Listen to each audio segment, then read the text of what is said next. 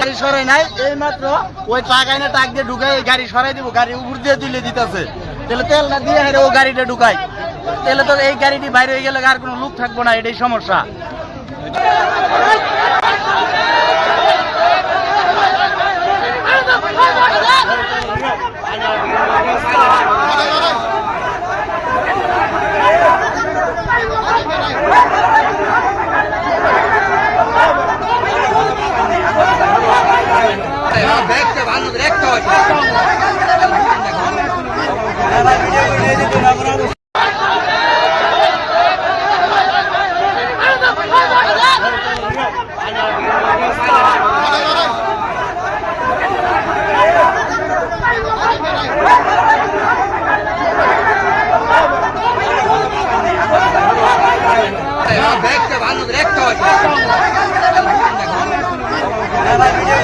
ভালো